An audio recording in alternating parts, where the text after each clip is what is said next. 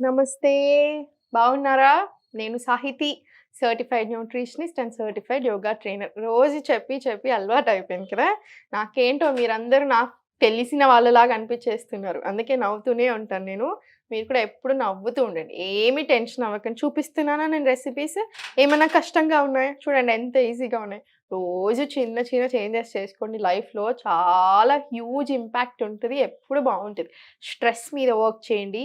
మనకి యోగా చాలా హెల్ప్ చేస్తది కదా బాడీకి. దాంతో పాటు ఎలాంటి ఫుడ్ తినాలి? హోల్ ఫుడ్స్, సాత్విక ఆహారం అనుకోండి.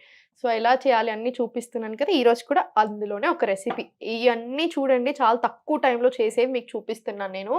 ఈజీగా ఎలా చేసుకోవచ్చు. ఇది కూడా అందులో ఒకటి. చాలా ఈజీగా చేసుకోవచ్చు. వన్ పాట్ బౌల్స్ రెసిపీస్ అంటారు ఇవన్నీ. అంటే ఏంటి? తక్కువ పనితోటి. జస్ట్ ఒక్కటే యూజ్ చేసుకొని చేసుకునేటివి. సో, చూడండి ఈరోజు కిచిడి చేస్తాను. నాకు చాలా ఇష్టం. నాకెప్పుడు ఓపిక లేకపోయినా క్లాస్ అయిపోయినంక 7:15కి నా క్లాస్ అయిపోతది కదా! అవ్వగానే వెంటనే ఎళ్లి చేసుకుంటాను.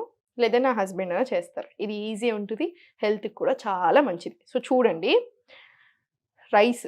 వైట్ రైస్‌ని విలన్‌లాగా చూడకండి. అన్నం పరబ్రహ్మ స్వరూపం అంటారు. అన్నం మంచిది. డైజెషన్‌కి చాలా మంచిది. మనం చేసే మిస్టేక్ ఏంటంటే, ఇంత తినాల్సిన ప్లేస్‌లో ఇంత అన్నం తింటాము. ఇంత కూర తింటాము. అది చాలా రాంగ్. కానీ అన్నంనే రాంగ్ అనుకోకండి. ఏదన్నా అతిగా చేయొద్దు మనము. అన్నీ హ్యాపీగా అన్నీ తినాలి. లిమిట్స్‌లో తినాలి. చూడండి రైస్ నేను ఇంత క్వాంటిటీ తీసుకొని దీంట్లో మొత్తం వేసుకోను. నేను మీకు చెప్తాను కొలత ఎంత తీసుకోవాలి. టెన్షన్ అవసరం లేదు. సో, రైస్ తీసుకోండి. White rice. సో, ఫస్ట్ కొంచెం అదేసేసుకోండి. ఇప్పుడు నేనిక్కడ ఉంటాను కదా! వేస్ట్ అవ్వకుండా చూసుకోవాలి కాబట్టి కొంచెమే వేసుకుంటున్నాను నేను. ఇది ఒక చిన్న గ్లాస్. ఇంత గ్లాసొచ్చింది నాకు. ఇది ఇంత గ్లాస్ బియ్యం. మీరెంత వస్తే అంత మీరు ఎంతమందికి తింటున్నారనేది ఎప్పుడైనా సరే ఇది ఆల్రెడీ కుక్ చేశాక చాలా ఎక్కువయిపోతది. ఇది ఇద్దరికొచ్చేస్తది ఈజీగా. చాలా ఎక్కువ వెజిటబుల్స్ ఏసుకోవాలి అంతే. అంతకంటే ఏమీ లేదు. నేను పెసరపప్పు నానేసుకొని పెట్టుకున్నాను. మీరు ఇందులో ఏ పప్పన్నా వేసుకోవచ్చు. ఎప్పుడు రోజు చేంజ్ చేస్తూ ఉండండి పప్పు. ఇప్పుడు నేనిది ఆల్రెడీ నానబెట్టుకున్నాను. చాలా సేపయింది నేను నానబెట్టుకొని. 2 ½ అవర్స్ అయింది. మీరు కూడా అంతే. పప్పు నానబెట్టుకొని తినండి. బ్లోటింగ్ అవ్వదు. చాలా మంది తింటుంటే నాకు బాగా హెవీగా అనిపిస్తుంది అంటారు. లేకపోతే బాగా గ్యాస్ వస్తుంది, వేకుడులు వస్తున్నాయి. ఇలాంటి చాలా కంప్లెయింట్స్ ఉంటాయి పప్పుతోటి. సో, మీరేం చేస్తారు పప్పు నానబెట్టేసుకోండి. కంపల్సరీ పప్పు నానబెట్టుకోవాలి. అది గుర్తుపెట్టేసుకోండి ఇంకా. ఏ పప్పయినా సరే. ఇదేసేసుకున్నా కొంచెం ఎక్కువ పప్పేసుకున్నాను మీరు గమనించండి. దీంట్లో మీకెక్కడైనా ఆకుకూరలు ఎక్కువుంటే ఆకుకూర ఏసేసుకోండి. ఇప్పుడు పాలకూర ఉందనుకోండి పాలకూర వేసేసుకోండి. మంచి ఫ్రెష్ ఆకుకూరలొస్తున్నాయి కదా! ఏసేసుకోండి. నా దగ్గర ఇప్పుడు లేవు కాబట్టి నేను వేయట్లేదు అంతే. ఇప్పుడు దీంట్లోనే ఉల్లిపాయ ఏసేసుకోండి. దీంట్లోనే ఇవి బీన్స్ మీరింత చిన్నగా కట్ చేసుకోవాల్సిన పనేం లేదు. మీరు పెద్దగా కట్ చేసుకున్నా ఓకే. ఆల్రెడీ ఉడకబెట్టేస్తాం కదా! ఇంకా పెద్ద పెద్ద ముక్కలు చేసుకోండి ఏం పర్లేదు. ఇవి చూసి అమ్మో! ఇన్ని కూరగాయలా నేనింత చిన్నగా కట్ చేసుకునే ఓపిక నాకు లేదని అనుకోకండి. చిన్నగా చేసుకోవచ్చు, పెద్దగా కూడా చేసుకోవచ్చు. ఇది ముల్లంగి, రాడిష్. రాడిష్ కూడా చాలా మంచిదండి బాబు. రాడిష్ కొంతమంది చేదు ఉంటదని అనుకుంటారు. ముందు కావాలంటే చిన్నగా టేస్ట్ చూడండి మీకే తెలిసిపోతది. సో, రాడిష్ ముక్కలు కూడా వేసేసుకోండి. ఇంకా ఏమైనా ఉంటే అన్నీ వేసుకోండి ఏం పర్లేదు. ఇప్పుడు ఇది టొమాటో. టొమాటో కూడా ఎక్కువేస్తాను. కొంచెం మంచి టేస్ట్ వస్తది కదా! టొమాటో.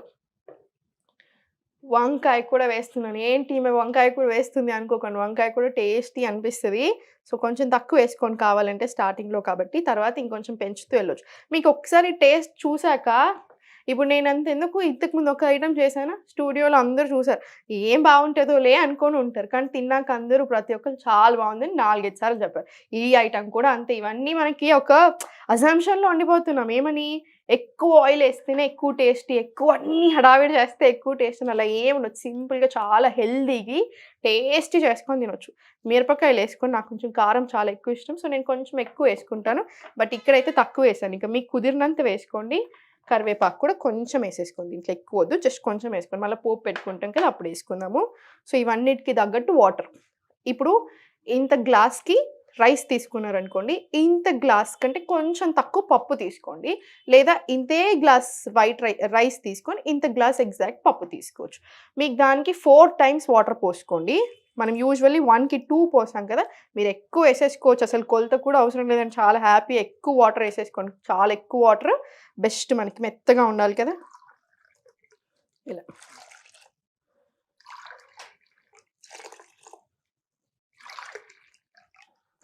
ఇలా స్లోలీ తీసేసుకోండి. లాస్ట్‌కి మనకు ఒకవేళ కొంచెం వాటర్ తక్కువ అనిపిస్తే మళ్ళీ మనం ఇంకొంచెం వాటర్ యాడ్ చేసేసుకొని కలుపుకోవచ్చు. సో, మీకు ఆ టెన్షన్ ఏం లేదు. సో, నీట్‌గా ఇది పెట్టేసుకోండి.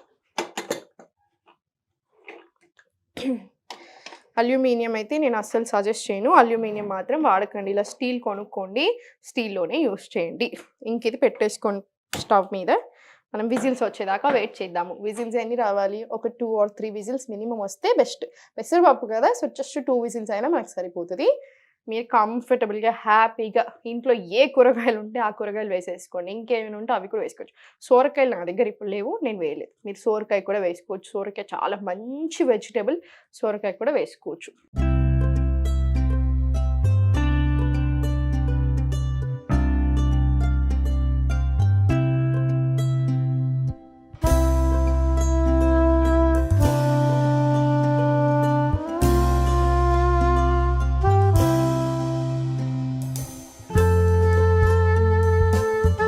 ఇప్పుడు నేను ఇది 3 విజిల్లు పెట్టుకున్నాను. మీరు 4 పెట్టుకున్నా సరే, 3 పెట్టుకున్నా సరే ఇంకా మీ ఇష్టము. మీరు తీసుకున్న క్వాంటిటీని బట్టి నేనైతే 3 విజిల్లు పెట్టుకున్నాను ఇప్పుడు నేను చూపించిన మెజర్‌మెంట్స్‌కి. ఇప్పుడు దీన్ని పోసేసుకుందాం మనము. సో, కొంచెమే ఆయిల్ వేసుకోండి. మనకి ఇవన్నిటికి మీరు చూడండి నేను చాలా తక్కువ ఆయిల్ వేస్తాను అన్నిటికి. సో, కొంచెం ఆయిల్ వేసుకోండి చాలు. ఇంతే ఆయిల్ సరిపోతది. అందుకే ముందే వేయాలి. అన్ని కూరగాయలు ఇప్పుడు దాంట్లోనే వేసి ఉడకబెట్టడానికి మెయిన్ రీజనే అది. మళ్ళీ కూరగాయలకు సెపరేట్‌గా మళ్ళీ దాన్ని వేయించి ఇవన్నీ చేశారనుకోండి ఎక్కువ ఆయిల్ పడిపోతది. ఇంత ఆయిల్ చాలు. లాస్ట్‌కి మనం నీట్‌గా కొంచెం నెయ్యి వేసుకుంటాం. సో, మీకు ఏ టెన్షన్ అవసరం లేదు. సో, కొంచెం నెయ్యి కాగనివ్వండి. పోపులో కోసం ఆవాలు, జీలకర్ర వేసేసుకొని దీంట్లోనే కరివేపాకు ఎక్కువ వేసుకోండి. కరివేపాకు కూడా ఆల్రెడీ వేసాను నేను దాంట్లో. మిర్చి, దీంట్లోనే మనం అల్లం, నేను ఫ్రెష్‌గా దంచి పెట్టుకున్న అల్లం తీసుకున్నాను. మీరు అల్లం వెల్లిపాయ పేస్ట్ కూడా వేసుకోవచ్చు.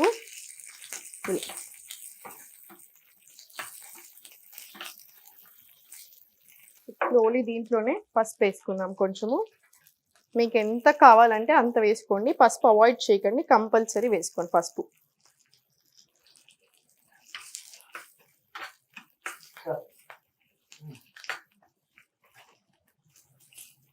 దీంట్లో కొంచెం జీలకర్ర పొడి వేసుకున్నాం. ఇప్పుడు టేస్ట్ మంచిగా వస్తుంది అందుకని.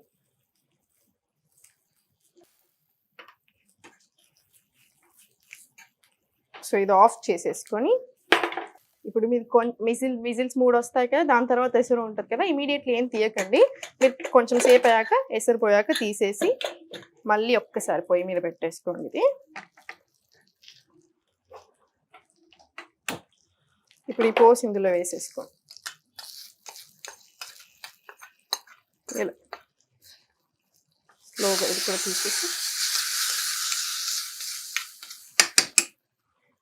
మీరు దీంట్లో ఇంకా కొంచెం వాటర్ కావాలి అనుకుంటే ఇంకా కొంచెం వాటర్ యాడ్ చేసుకోవచ్చు. మీకు ఎలా ఇష్టమైతే అలా తీసుకోండి. ఇప్పుడు మందం అయితే నాకు ఈ వాటర్ సరిపోతుంది. ఇంకా మీకు ఎలా ఇష్టమో దాన్ని బట్టి ఇంకొంచెం తీసుకోవచ్చు.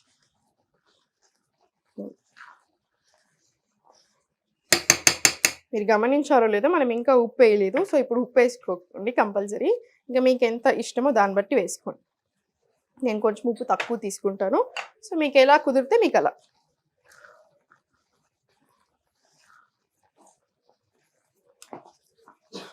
ఇంతే, ఇంకా మన స్టవ్ ఆఫ్ చేసేసుకోండి. మన కిచిడి రెడీ అయిపోయింది. నేను ఇప్పుడు దీన్ని సర్వింగ్ బౌల్‌లో తీసుకొని నేను మీకు చూపిస్తాను. ఉప్పు సరిపోయిందో లేదో చూసుకుందాము. ఉప్పు సరిపోకపోతే ఇంకొంచెం వేసుకోండి. ఇంకొంచెం పడుతుండొచ్చు.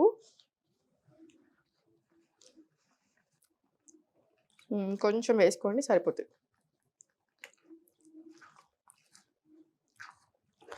దీన్ని సర్వింగ్ బౌల్‌లో తీసుకొని మీరు నీట్‌గా ప్లేట్‌లో పెట్టేసుకోండి.